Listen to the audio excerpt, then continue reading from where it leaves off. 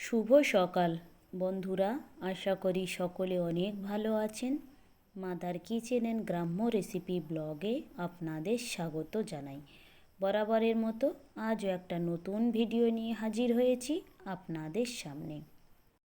সামনে যেহেতু ঈদ, তাই ভাবলাম কিভাবে আমি লাচ্চা সিমাই তৈরি করি সেটা আপনাদের সঙ্গে শেয়ার করি।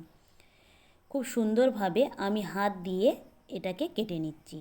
আর প্যাকেটটাও খুব সুন্দর, এর ভিতরে অনেকটাই ছিল। যেহেতু আমরা 4জন মানুষ, এতটা লাগবে না, যতটা আমার লাগবে নিয়ে নেব।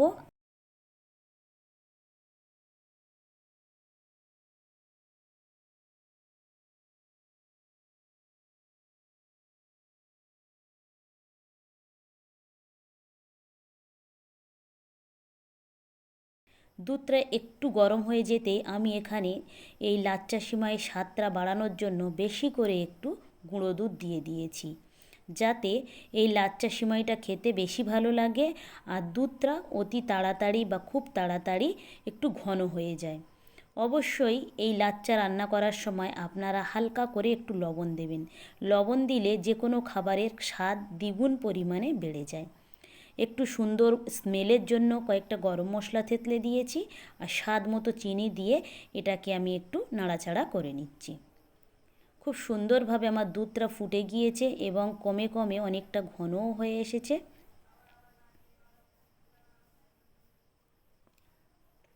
লাচ্চাটা তৈরি করার জন্য আপনারা দুধটা যতটা বেশি ঘন করবেন ততই বেশি খেতে ভালো লাগবে। কয়েকটা উপর থেকে আমি কিশমিশ দিয়েছি একটু নামাবার কিছুক্ষণ আগে। বেশি আগে দিলে ওভার কুক হয়ে যাবে, এই কিশমিশগুলো খেতে তখন কিন্তু ভালো লাগবে না। আর লাচ্চা সিমাই করার সময় আপনারা কখনো ভুল করে গরম দুধের মধ্যে লাচ্চাটাকে দেবেন না। আমি একটা পাত্রে সাজাচ্ছিলাম, হঠাৎ মনে হলো এটা ছোট হয়ে যাবে, তাই আমি অন্য একটা পাত্রে ভালো করে আগে সাজিয়ে নিচ্ছি। অবশ্যই দুধটাকে আপনারা উষ্ণ গরম যেন থাকে এরকম পর্যায়ে রেখে ঠান্ডা করে নেবেন। দেখুন, এই যে একেবারে খুব সুন্দর জামার চেনের মতো করে এই মুখটা ধরে দুমুখ ধরে চেপে লাগিয়ে দেবেন। ভিতরে হাওয়া বাতাস কিছুই ঢুকবে না। ঈদ পর্যন্ত বা এর থেকে আরও বেশি দিন এই জিনিসটা ভালো থাকবে। আবার আপনারা পরে তৈরি করে খেতে পারবেন। দুধটা একটু ঠান্ডা হয়ে যেতেই, গরমের ভাগটা কমে যেতেই আমি উপর থেকে ঢেলে দিচ্ছি। এবারে একটু সুন্দরভাবে আমি এটাকে কাজু আর কিশমিশ দিয়ে ভালো করে একটু সাজিয়ে নিচ্ছি।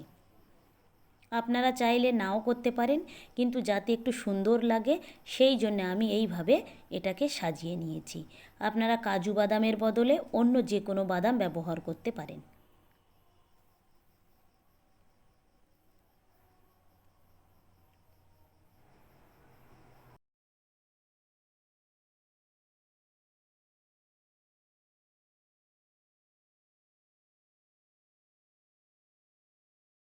আপনারাও সবাই এরকমভাবে বাড়িতে লাচ্চা তৈরি করবেন এবং সবাই মিলেমিশে খাবেন।